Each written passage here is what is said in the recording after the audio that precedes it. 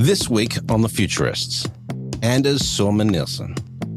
We haven't really had a clear sort of villain up until recent times, but I do think you're calling it out there, and it's the fossil fuel industry.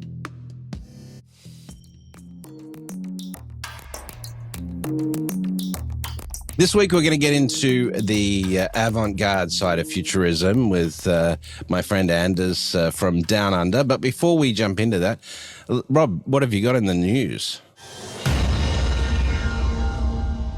Well, you know, Brett, lately you can't open a newspaper or go to a website without seeing some news about generative AI. And I know the story is starting to get a little bit old. We've covered it a few times, but they keep finding new ways to use these generative pre-trained transformers. And here's one that I read about, and I thought you would dig it the most, Brett. So here we go. It's a robot attorney.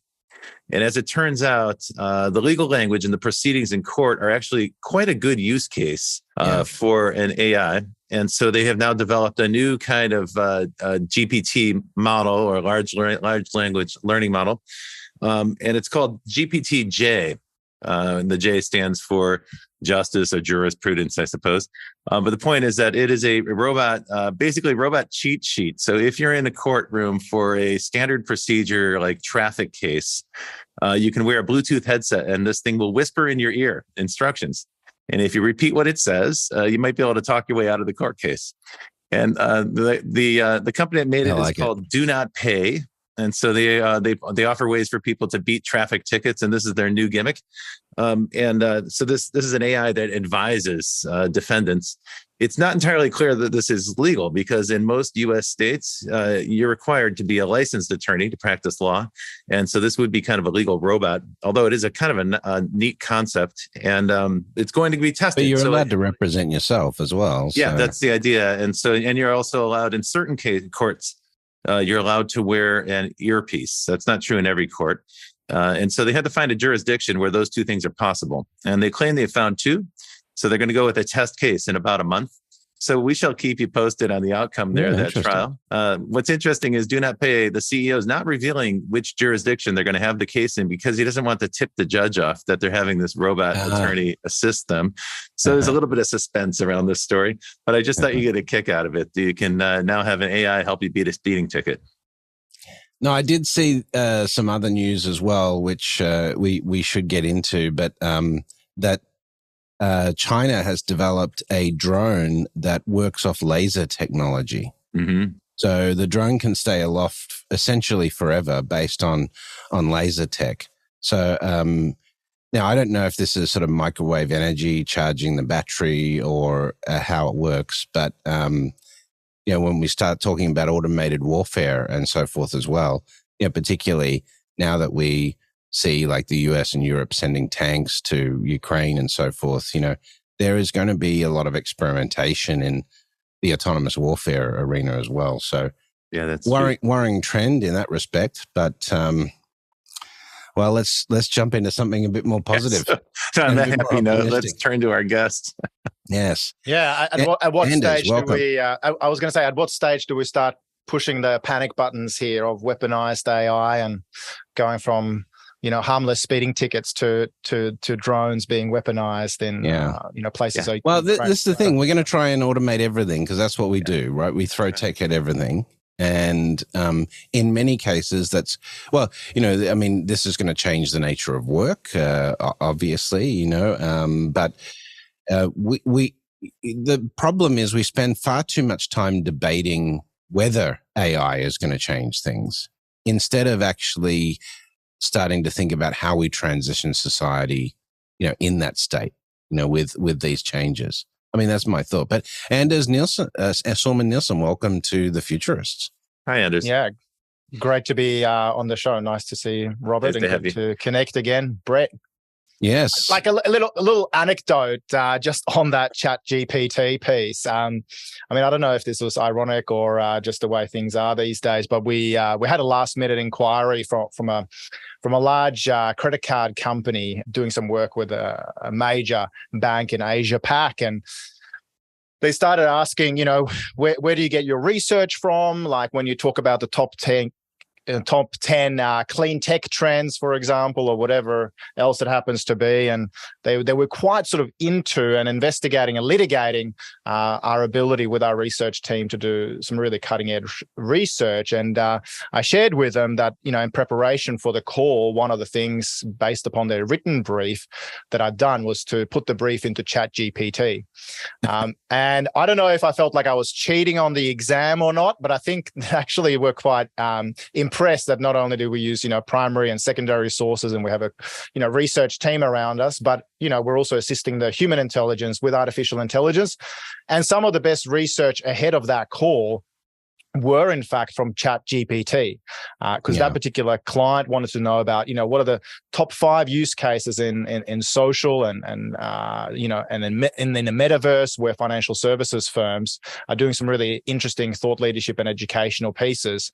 And better than my human researchers, ChatGPT pointed us in the right direction to help influence that little sales call. Maybe we should skip the interview with you and just go straight to ChatGPT, and we'll ask the questions, so we can just read them into the mic. No, I think already we're seeing things like work on proteins and compounds and things like this, where ChatGPT is allowing us to figure out certain scientific compounds that we haven't created before. That could be really the danger, though, is that this version is often incorrect, right? And it's very convincing. Someone today said it was basically automated mansplaining, because it speaks with great authority, even though it doesn't know what it's talking about, to someone whom it has no understanding of whether they are an expert in the subject or not, and is blissfully ignorant of that. I thought that was a nice way to put it. GPT-4 is coming, though, imminently, and that it's being trained on a much larger data set. And so it probably will be formidable in many of these fields. Sam Altman sort of tried to downplay GPT-4 a couple of weeks ago. I don't know whether you saw that, but I do think, obviously it is going to be a larger data set. It is going to be more comprehensive. Already ChatGPT has got people talking. It's just a matter of time, right? Whether it's GPT-4 or 4.5 or 5. Or Google Lambda, right? Which they haven't released yet, but that apparently is quite compelling as well. So we'll see. Yeah. I think the AI wars are just heating up. Absolutely. And I think Sam Altman's comment on Twitter was something to the effect of that ChatGPT is extremely convincing at pretending that it knows something.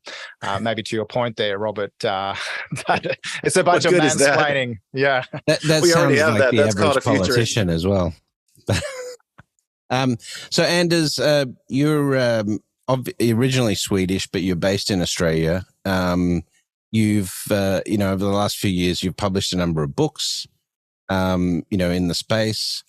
I think one of the things that is interesting is you've sort of embraced the futurist moniker. That's a more recent thing in your career to some extent. If we go back to some of your earlier books, you were trying to marry with your Digilog stuff. You were trying to marry, the traditional world and the emerging world. But in more recent years, you've, become much more immersed in, the futurist play. So, tell me about that transition. And maybe it doesn't. Maybe it's that transition is not accurately portrayed by me. But when was it that you decided that you were going to be a futurist? Wow, probably when I grew up watching a lot of Star Wars back in the early 80s in Sweden. I've always had a fascination with sci-fi and, the adventure genre and all the rest. And then I understood later on through my global executive MBA that, future strategy development and transformation is really just like telling a science fiction story, a story that, your whole organization needs to believe in. They need to suspend disbelief and go along to this point in the future that, CEOs talk about. This is, what we want our bank to look like, or, what we want the UN to look like in 2030. So that's a little bit of background. I guess I still have a bit of a soft spot. I always talk about the fact that I like to marry, tradition with technology, and the analog with the digital, and, the physical with the virtual. And I think the fact is that when I look at the thing that really slows us down, it's humans. I mean, no doubt ChatGPT and artificial intelligence is going to keep exploding in its sophistication, and robots and machines have been learning while we've been sleeping at the wheel. The only thing that can really kind of slow down this adoption is humans becoming, enmeshed in our own laggardness. So there is a real sort of human element to all of this. And I guess even though I'm very much focused on sustainable futures, this marriage of, the virtual and the physical, the analog and the digital still plays part in my, I guess, narrative and outlook. And it's something, it's funny, Brett, right? Because we talk about near horizon futures and far horizon futures and, different horizons, whether those be the next 2 to 3 years or the next, 30 to 40 or 50 years. I've sort of found that working with clients that sometimes when I start talking about 2050 or 2045, people sort of go, oh yeah, here we go, the singularity again. And they glance over a little bit because they're like, my computer doesn't even talk to my printer. So, when you talk about the singularity, that I feel a little bit too far-fetched. I think part of the challenge here, and Robert, feel free to chime in, but thanks.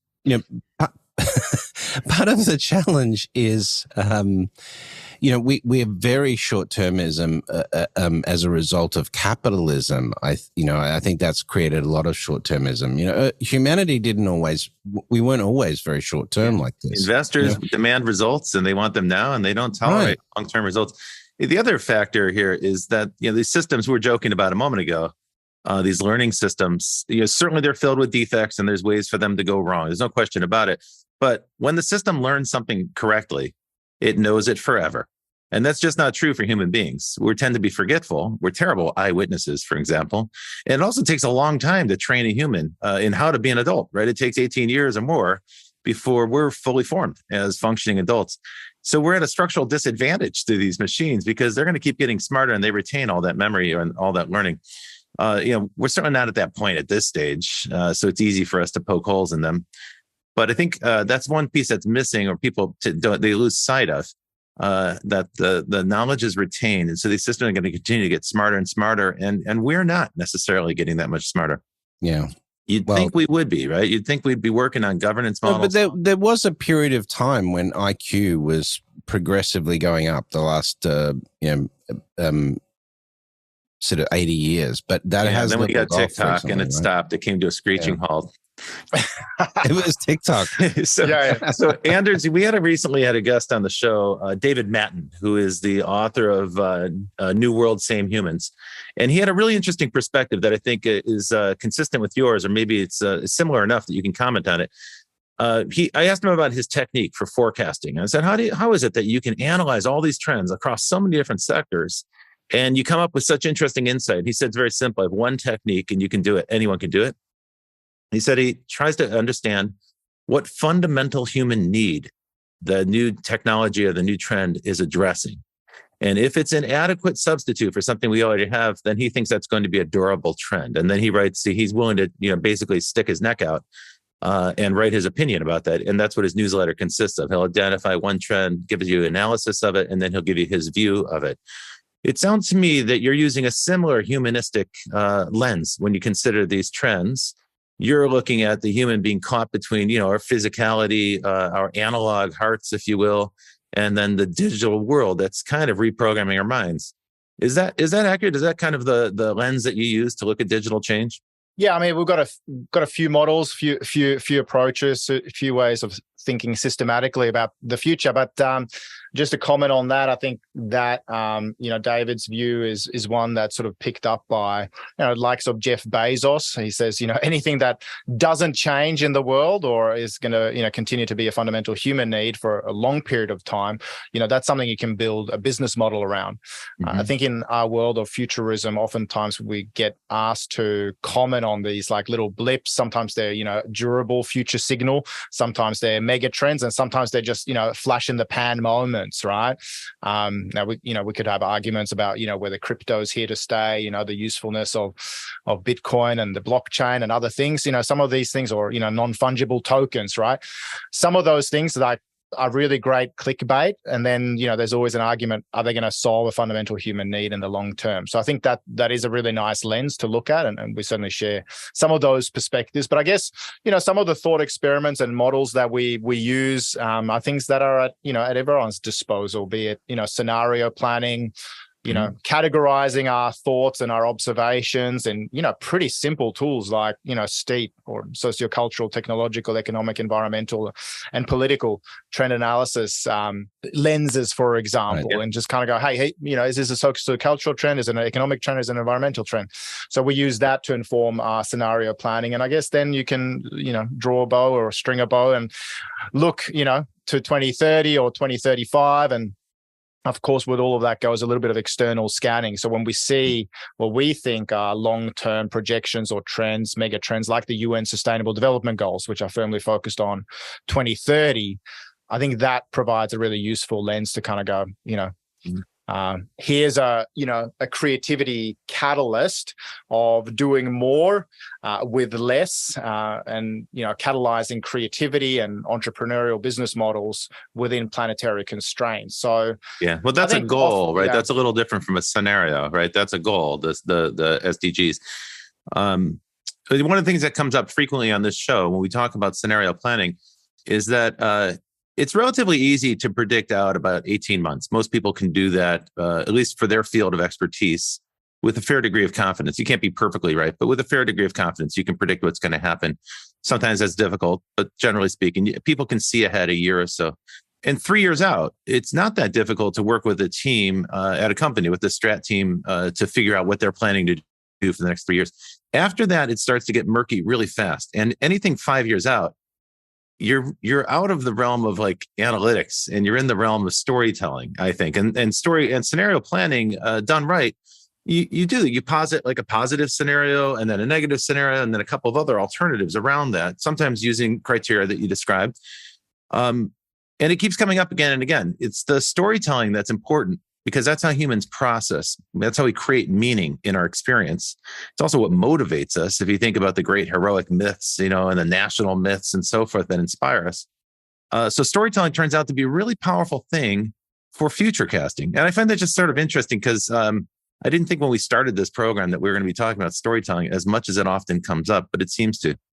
So for our future, for the future that you're thinking about, the sustainable future, it seems to me that there are scary scenarios and there are exciting scenarios, encouraging scenarios.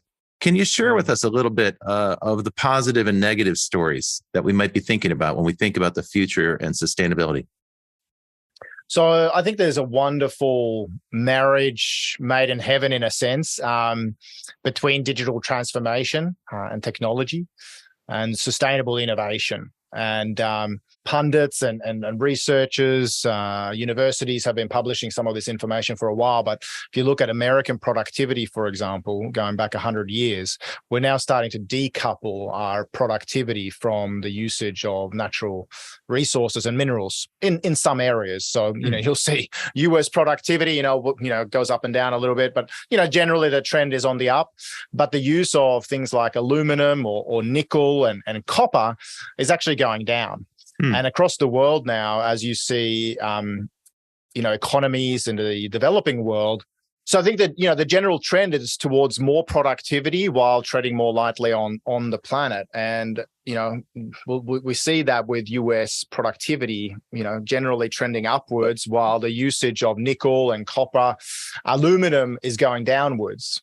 I'll give you a couple of examples of where this is a really exciting story. But around the developing world, you're also seeing, just like Brett would point out that, people in Kenya used M-Pesa instead of going to physical credit cards, and all the wastage in producing plastic cards as a form of mobile payment. environments. So through like copper, for example, these developing countries are now skipping entire generations of building a massive national electricity grid and instead building smaller solar grids where, again, people can pay for electricity where there was no power before to power the lamps in houses that would actually provide people the ability to do homework at night. As a result, they don't have to burn kerosene anymore.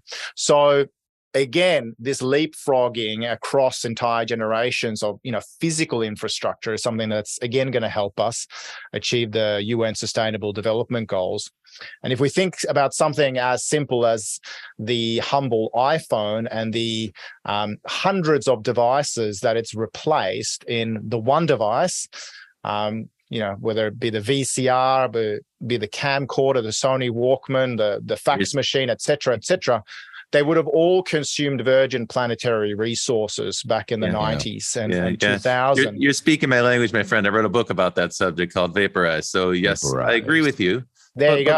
Let me take an opposite point of view just for the sake of interesting conversation. I've been reading Vaclav Smil. You know him. He's the Canadian energy researcher and a scientist who frankly would probably have a pretty dim view of the conversation we're having right now. Because I think what he would say is, sure, the United States economy has deindustrialized to some extent. So of course we're using fewer of those minerals. It doesn't mean that we're not consuming them. We're just importing them from places like China where they do the manufacturing. You could say something similar broadly about Australia. Australia isn't manufacturing cars anymore. It doesn't mean Australia is not consuming cars. And, Australia has a giant minerals industry, but they ship the minerals to China where they manufacture the products that the Australians then consume. So I think on a planetary scale, those mineral resources are still being consumed. Fossil fuels are still being consumed, and they will be for a very long time. I'm not trying to be a pessimist, but I think it's useful to have that grounded perspective, right, to respond to. Well, how do we change those incentives? That's really the question, is how do we change the incentives for the system to be more geared towards sustainability than it is profitability? Because that becomes a challenge though, right? Because Vaclav Smil would say there's still 1.5 billion people on the planet who don't have basic things like access to an apartment or regular food that they can expect, or access to transportation and clean water. I mean, really fundamental. And he's like, those folks are going to want an apartment with air conditioning, just like you have and just like I've got. And who's to say they shouldn't have those things? So in fact, he predicts that the consumption will increase. Now, Anders, I just threw a bunch at you. Feel free to respond to any of that and pick it apart. Yeah, I'll just say no. Okay. As futurists, and even I guess as a climate optimist, I certainly love to process and sit and reflect on what is oftentimes a very bad news story, right? I think I just want to give you the sort of climate upside that I think there's a real opportunity when we shift away from a linear economy of take, make, and waste towards a circular economy of repurposing and recycling, upcycling. And I think, one of the benefactors here is Apple. Apple, when we take back the old version of the iPhone, again, something that replaces so many physical devices that would have all, consumed planetary resources, and we bring back the cobalt, the lithium in that iPhone, as well as the gold, making Apple one of the largest gold miners in 2018. That is something where Apple saves. We're engaging in urban mining. And again, they're showcasing that they can have their productivity cake and eat it at the same time, and treading more lightly on the planet. I think that is a heartening story. Of course, I think Apple can see where it's going, right? Yeah. If you look at their 2030 plan, they see where it's going. They claim to be carbon neutral, right? So at least they're aiming in the right direction. Yeah. And broadly, you see this. I'm not going to be Pollyannish about it, because it's but I think it is. These are future signals when large organizations are shifting business models, be it Apple or our clients at Philips, for example, that changing their business models around, healthcare tech, for example, so that, it's healthcare tech as a service, as opposed to just selling something. They're taking, product stewardship of those devices. And similarly to that leapfrogging comment before, they don't sell the monitors anymore into hospitals, but their ultrasounds, for example, now will tap into the iOS or the Android system of nurses and doctors. And as a result, existing technologies get utilized. Yeah. Consumer technologies get utilized to make sense of the ultrasound. So I think, those things are heartening. And then you see, the likes of Unilever. We had Nikki Sparshot, who's the CEO of Unilever for Australia and New Zealand, on our podcast, The Second Renaissance. And I interviewed her in her quest and now mission accomplished of turning Unilever into a B Corp. So Unilever Australia and New Zealand is now certified as a B Corp. Now, just one of their brands, T2, which is a tea brand, that was sort of their test case. When they converted that into a B Corp over about 18 months or 2 years, they had to either work with, get rid of, or upskill 400 different suppliers around the world. So that's just one brand in the Unilever family. Now, we all know Unilever has a lot more brands than just T2. So you can imagine that's what a this big engineering project, re-engineering the supply chain. Anders, we should probably continue this conversation after the break. We'll continue talking about transforming physical products into digital services. That's a rich vein to mine. But before we do that, we like to torture our guests on this show with a series of short questions. And the person who's going to administer the punishment to you is your friend, Brett. So, Brett, it's up to you to do the rapid fire round, the lightning round. So, Anders, what was the first science fiction you remember being exposed to? It would have been Star Wars back in, I think, 86. Oh, right. Okay. What technology do you think has most changed humanity? For better and for worse, social media. Interesting. You obviously are well read, but can you name a futurist or an entrepreneur that has personally influenced you and why? I would say someone like Alvin Toffler. Certainly his Future Shock is a great tome in the industry, but also I was recently asked to contribute to his Aftershock, the 50-year celebration of Aftershock. So Alvin Toffler. Awesome. In terms of predictions or forecasts, is there an entrepreneur or a futurist or a sci-fi that's made a particularly good prediction, you think? An entrepreneur that I look up to and I've had the privilege to meet on occasion is Mike Cannon-Brookes from Atlassian.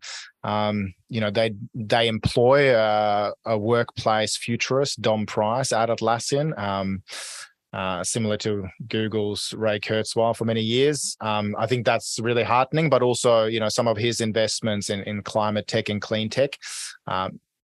Really, really heartening as to how he's looking to make a real impact and a real sort of intergenerational change. So I'd say Mike for those listeners who are listening from outside of Australia, Mike Cannon-Brookes is the sort of Elon Musk of Canada. He's created the one big successful software company that's exported technology all over the world. And it is a genuinely solid success case. Let's go to break. Yeah. You're listening to The Futurists with myself and Rob Tercek as hosts. We'll be back with our guest, Anders Sorman-Nilsson, after this quick word from our sponsors. Provoke Media is proud to sponsor, produce, and support the Futurist podcast. Provoke.fm is a global podcast network and content creation company with the world's leading fintech podcast and radio show, Breaking Banks. And of course, its spin-off podcast, Breaking Banks Europe, Breaking Banks Asia Pacific, and the FinTech 5. But we also produce the official Finovate podcast, Tech on Reg, Emerge Everywhere, the podcast of the Financial Health Network, and Next Gen Banker. For information about all our podcasts, go to provoke.fm or check out Breaking Banks, the world's #1 fintech podcast and radio show.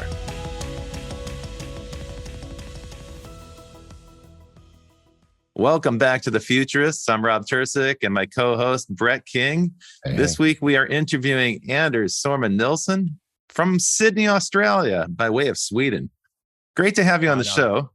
Yeah. We were talking literally from the future. A citizen of the world, right? And literally, you are coming to me from the future because I'm here in California and you're already into tomorrow there in Australia. I've always found that kind of perplexing. Good morning. Before the break, we were talking about an inspiration to all of us, Alvin Toffler. And Brett, I found this book in a used bookstore and I thought I'd show it to you. It's called The Futurists, and it's edited by Alvin Toffler. Yes. So that is a book that I will try to find a copy for you. It's a compendium of future forecasts that were written in the 70s and when he was at the height of his powers. But what we were talking about just a moment ago during the break, which I think is a good topic, is what's difficult about this job of forecasting and thinking about the future. Everyone tries to keep it really positive. I understand that energy.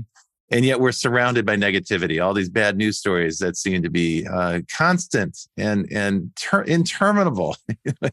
Here in the US, we seem to have this like political war that won't stop, and it's been going on for 10 years, and it's exhausting. A culture war, it's turning into kind of a battle between the heartland. Yeah, we waste a ton of resources. Distracting people.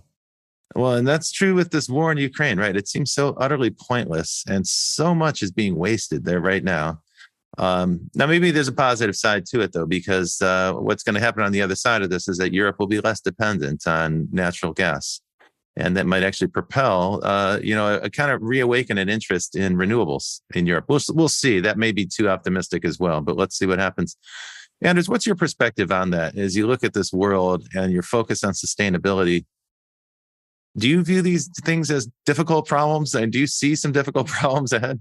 Well, so a few comments there. One is, humans have had a tendency when there is a short-term crisis to, yes, innovate, but sometimes also go the other route of anti-innovation.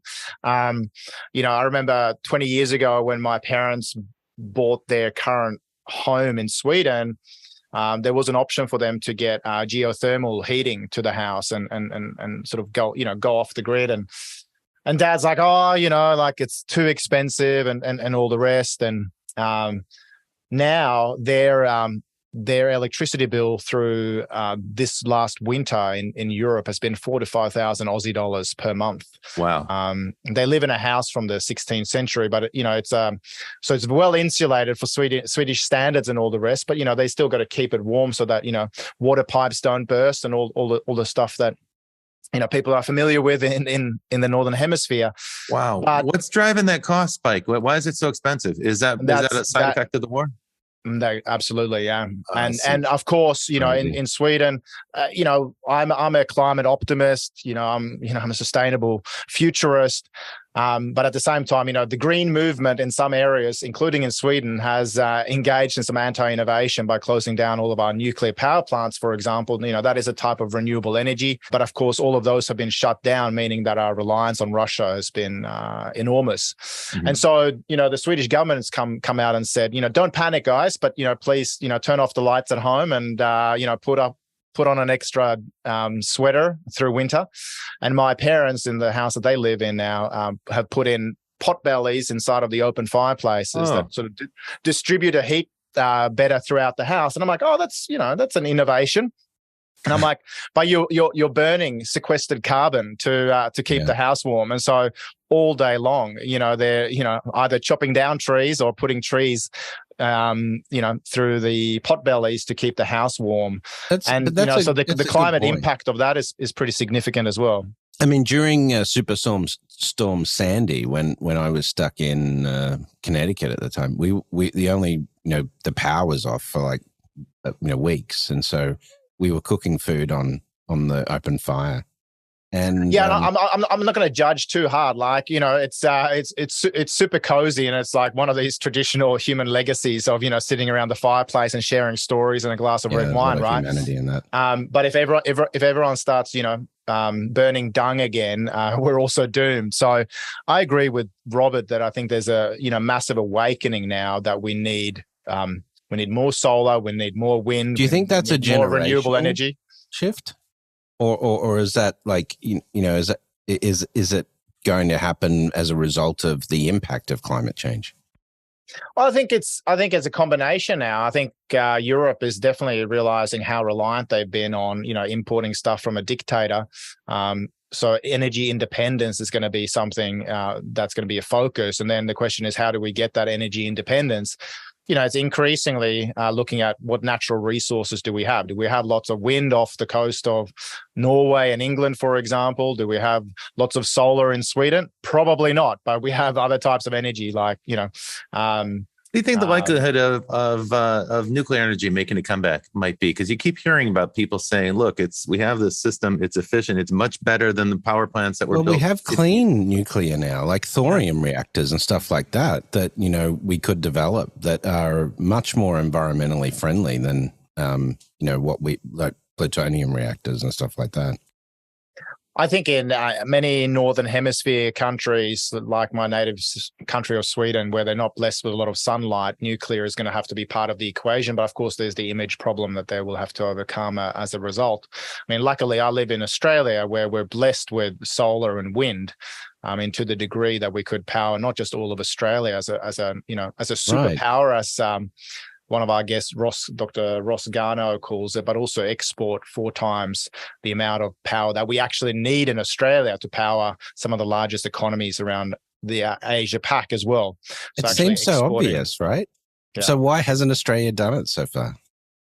Well, I think we've been also blessed with coal and other incumbent legacy interests that have a very strong political voice. So I think, again, let's keep digging it out until it's no longer profitable. I mean, and you see the same thing in Norway, right? You see, them moving. They're now the second greenest economy in the world.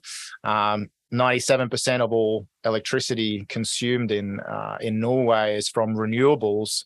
65% of all vehicles sold in 2021 were electric. EVs, Tesla has 16-17% market share there. It's incredible. But what pays for all of this is, of course, oil and gas and the Norwegian sovereign wealth fund. So, but that's the climate paradox. But that's, right? I mean, you could make an argument that Norway at least has invested in their future using those funds for that, whereas in the US, all of that profit goes to individuals and corporations and doesn't necessarily go back into the system. And as Al Gore was saying at Davos the other week, every decision on climate legislation in the United States is controlled by the fossil fuel companies. They're intimately involved in the legislation. They will be involved in exactly what the wording of those agreements said, and they're fighting tooth and nail all of the time to limit the effect of climate legislation, which is systemically horrendously bad for humans. 10 million people die every year from air pollution as it is, and that's setting aside the climate change issues. So what's the renaissance, using your terminology from your podcast? What is the renaissance that gets humans to change this trajectory? Well, I think a few things. I do feel like there are some future signals in the shape of the awakening of the conscious capitalism movement. We've seen, as I alluded to before, the likes of leaders at Unilever, converting, an important part of their international business models towards being a certified B Corp. So, achieving at the highest level of ES and G factors. You see the likes of Larry Fink from BlackRock, launching a circular economy fund and predicting that, the next 1,000 unicorns will come from the green tech, clean tech, sustainable space. So I do think that there is a recognition now that you can't innovate without being sustainable. I think the other thing is strategic storytelling around this, because Robert, you alluded to it before, that a lot of this is about science fiction storytelling, and even the idea of the hero's journey comes up for me. Joseph Campbell's work of, who's the dragon we've got to slay in all of this. And when it comes to people picking up the sword and going on an adventure on this sort of Luke Skywalker mission, right, which by the way follows that whole Joseph Campbell's hero's journey narrative. We haven't really had a clear sort of villain up until recent times, but I do think you're calling it out there, Brett, and it's the fossil fuel industry. Yeah. It's that are literally polluting the planet, and that are also, of course, trying to delay some of these really, really critical I hear it decisions. all the time. The biggest criticism I get when I comment on something like this on social, for example, you have the capitalists jumping in. Well, we've got to do this progressively so it doesn't affect the economy. This is the argument. But the reality is 50 years ago, we had the technology to replace fossil fuels in large portions of society, right? Even if it was nuclear. But certainly in terms of solar and wind and other, hydro, we could have developed these technologies a lot faster. We could have developed energy storage technologies faster. We didn't, because the fossil fuel industries were incentivized to keep that party going because they were making tons of money out of it. So how do you change those incentives? I mean, one of the things is from the corporate futurist side of things, you spend a lot of time advising corporations, and in the sort of the futurist angle of that work you do with the corporations, are corporations becoming more conscious of these things, or what's driving their need for having this sort of future forecasting?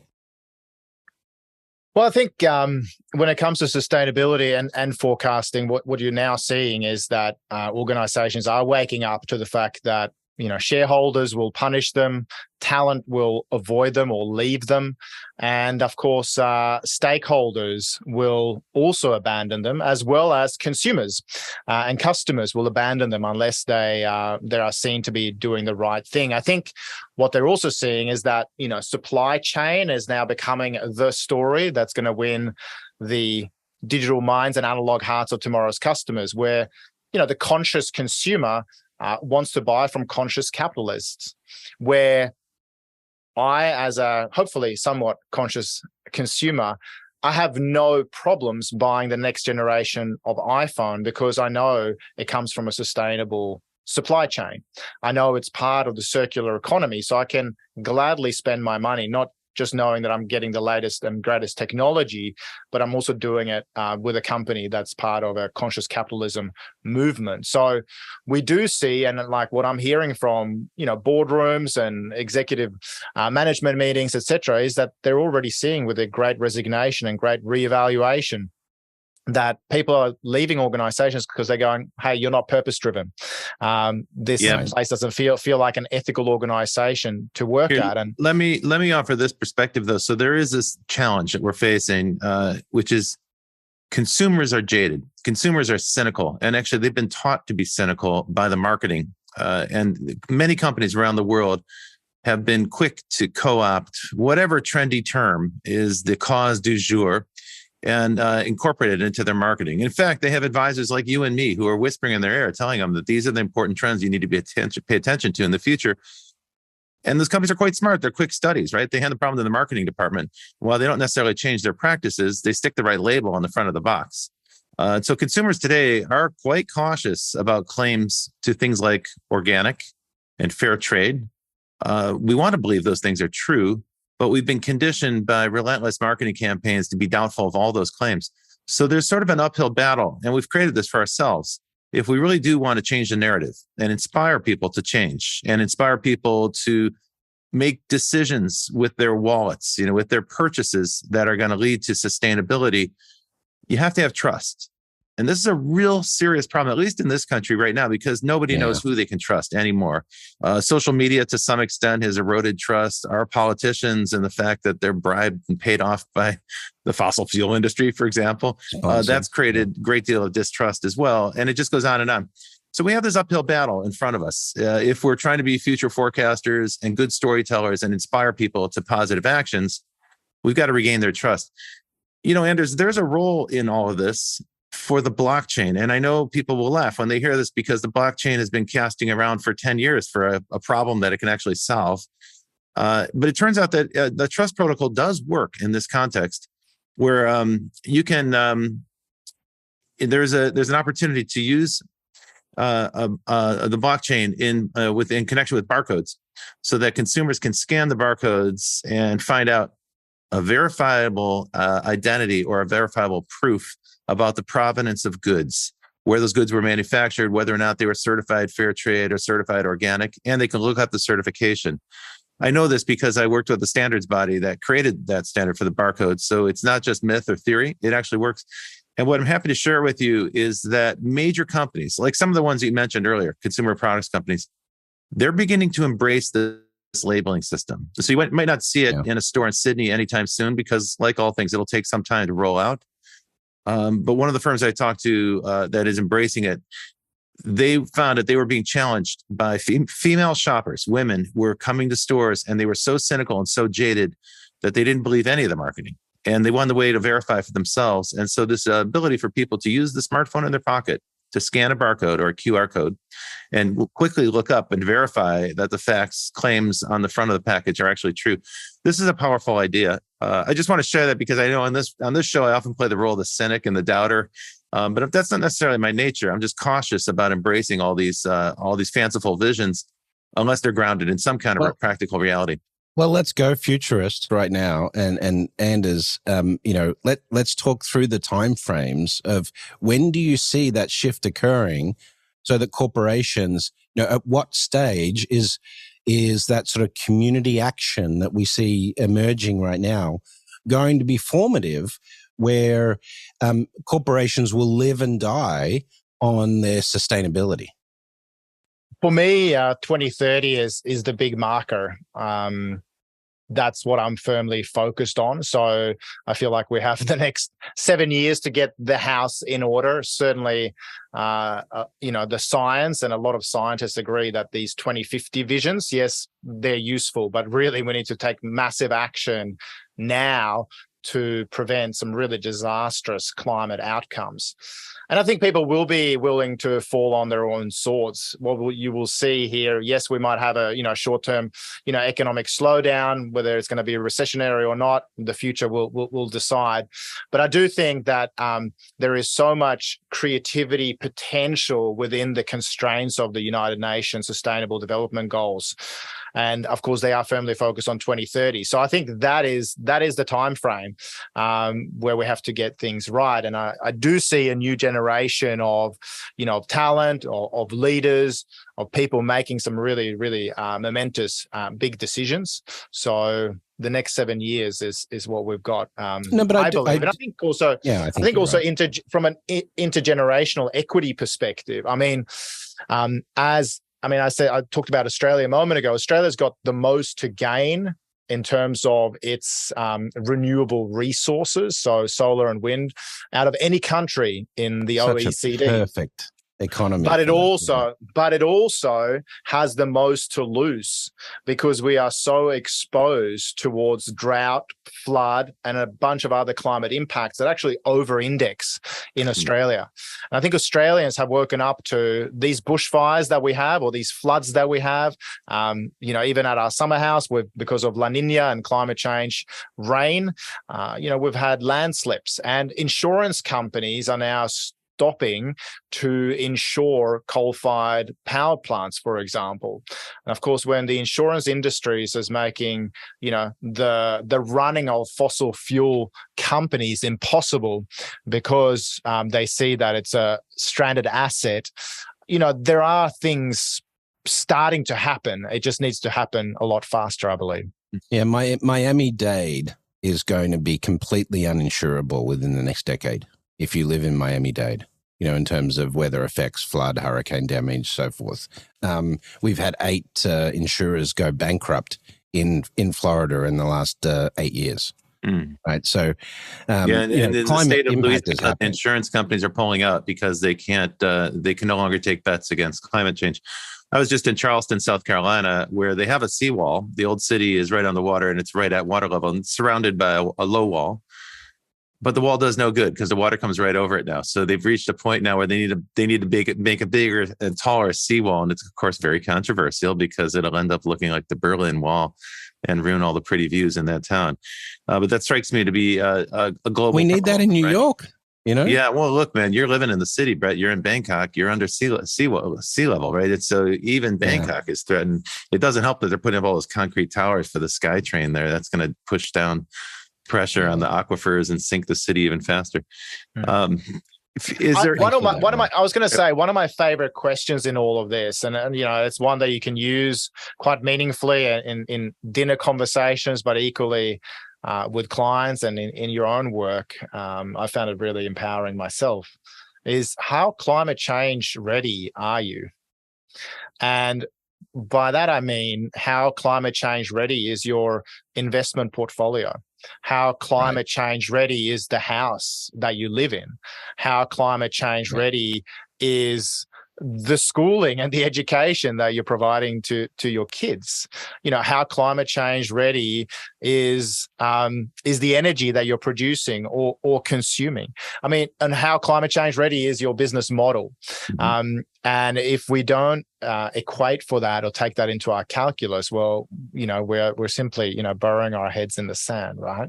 Yeah, and to that extent, you're ahead of the curve because you're already off the grid and you're already using renewables in your home and so forth. So you're a model for all of us to emulate. I don't want to say I'm a model, but I'm like, and some of these shifts are so easy, right? I mean, literally, you can just, if you happen to own your own home, you just switch to provider, right?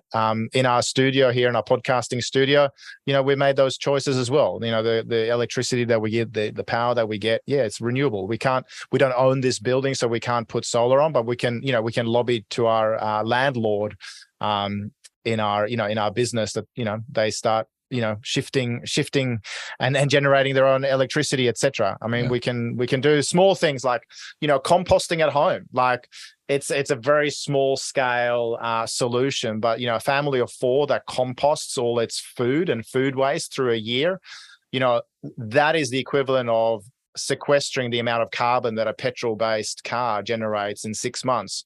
And people might as well get used to it because we're all going to be there sooner or later, right? That's the inevitable future. Okay, I have 2 questions for you to wrap up here. The first one is, do you think we're going to make it to those SDG goals by 2030? What's the likelihood that we will achieve those ambitious goals? And my second question is, give us a sunny scenario. Give us an optimistic view for way out in the future, for 2050, if you will. Yeah, get sci-fi. Okay. So I think there are, not everyone will make it, right? I think with the Sustainable Development Goals, I think there are a great set of criteria that organizations should embrace as part of their, organizational ikigai, as the Japanese would call it from Okinawa, their raison d'etre, their life purpose. And we're already seeing a bunch of organizations that we work with making them a central and core component of their strategy. Trying to go against that, I think, is ludicrous. Is every organization going to get there? No. I doubt that a bunch of fossil fuel companies will make that big transition, but others like BHP are now, selling off its stranded assets in the fossil fuel industry and making some really interesting bets in the renewables space as well. Yeah, they are embracing renewables. They see which way the wind is blowing, so to speak. Yeah. And I think between countries, it's also going to be interesting to note. I think a country like Australia, I feel finally there's this sort of zeitgeist, and even with the changes in government that we saw in 2022, and also a bunch of teal independents who are climate activists winning really, really important seats. We're now seeing a real swing in terms of political will. Okay, so what's your bold vision for 2050? Share something science fiction with us. Yeah, what are you optimistic? 2050. It's hard for me not to be an optimist. But I do think that on the way to 2050, even though we might come out on the other side of a few pretty tricky decades of, yes, we might see climate wars. We might see the fighting for resources. Some people say that, beyond all the history and all the rest in Israel, Palestine, it's also, it's a war about resources, and same with Ukraine. People it's say essentially an oil war. It's essentially an oil war, another one. So I think what's the best way to make sure we have energy independence is to download the resources, wind, solar, etc., that we have available to us. But with any sort of transformation towards, a really positive future scenario that's around conscious capitalism, that assists, where we have AI assisted, unleashing of human creativity to solve for some of these issues with amazing technologies and sequestration, regenerative farming, and all the rest. I think you're going to have to also get rid of the old, and that might mean we have even more climate wars and, redrafting of geostrategic borders and boundaries and forming of new alliances and all the rest, because it's hard for humanity historically to leave behind an old model in sort of, spiral dynamics, evolutionary theory, leaving behind one old without some massive conflict on the way. It's like what Niels Bohr said about physicists. You have to just wait for the previous generation to die off. And maybe that's the real issue here, is we have to wait for all these, baby boom generation politicians, senators, and executives. We have to wait for them to shuffle off this mortal coil so that the next generation can clean up the mess that we're leaving behind. Boy, that was not the sunny note I was hoping to end on at all. I said, I'm not this episode? I'm not going to be Pollyannish, but I do like, I've got two young sons, Aurelian, who's 1, and Lucian, who's 5.5. Very important. And, I like to believe that we're not going to leave a scorched earth that they can't inherit. And, I was recently working with a family business in Mexico called Grupo Caluz, who have, diversified interests. And I love their mantra when it comes to investments and innovation, which is, is it an investment or an innovation that's going to leave a world worth inheriting? And that is their guiding mantra in everything that they do. And that's not just family businesses having those types of intergenerational perspectives. Even the likes of Unilever, they ask themselves the question with any investment or innovation, it's got to tick 2 boxes. One is it good for the business and profitability? And is it also good for society? And if it only gets 1 tick, they just don't do it. And that makes strategy pretty easy. And it's an internal check. Is it good for society? And is it good for profitability? And I think that's where people, planet, and profit can coexist. And maybe my final note here is like a little Swedish old school moniker of the idea of lagom. It's a Swedish word that means just right, essentially. The old myth was that it was about how the Vikings poured beer. And when you sat around, a table of Vikings and somebody poured the mead into the horn, you couldn't drink too much so that it wouldn't go around the whole team. Lagom means around the team. You shouldn't be seen to be selfish and drink it all, but you also mustn't drink too little because you wouldn't be seen as not masculine enough. So just finding that right sweet spot between people, planet, and profit, I think, is a real sort of, again, creativity catalyst. And a great example, maybe just to finish off there, is, imagine being the person at UPS who a bunch of years ago said, let's just stop turning left. I've got a hunch that we're sitting idling in traffic for too long. We're wasting fossil fuel by just, sitting still, waiting for oncoming traffic to pass. Let's just stop turning left. And then they started fitting, their trucks with GPS and RFID. So in Australia, I think don't turn right. So now we're confusing everyone. But they stopped doing this, and as a result, they're delivering, hundreds of thousands of more parcels a year. They're burning less fossil fuels as a result, and of course, their carbon emissions are way lower. Taking the equivalent of something like 20,000 passenger cars off the road every year, just because of that one decision to stop turning left. That's a nice story to end on. Beautiful. Well, Anders, it's been a great pleasure chatting with you today on The Futurists. Thanks for joining the show. I've certainly enjoyed our conversation. Great to meet you.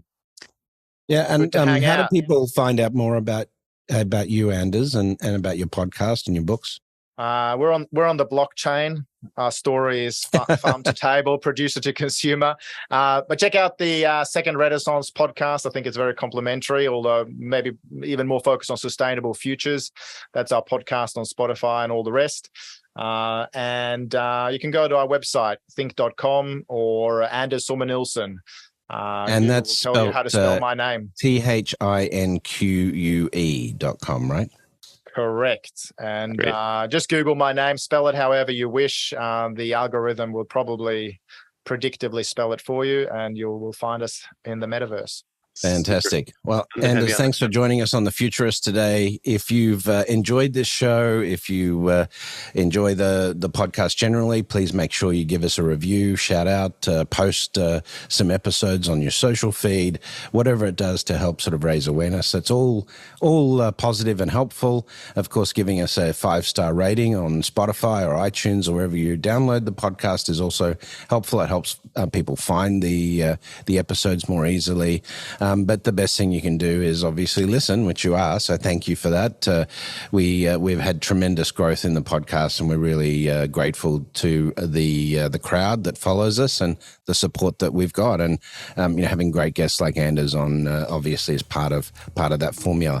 But we will be returning next week with another episode of The Futurists. Until then, we'll see you in the future. Well, that's it for The Futurists this week. If you like the show, we sure hope you did, please subscribe and share it with the people in your community. And don't forget to leave us a 5-star review. That really helps other people find the show. And you can ping us anytime on Instagram and Twitter at Futurist Podcast for the folks that you'd like to see on the show or the questions that you'd like us to ask. Thanks for joining. And as always, we'll see you in the future.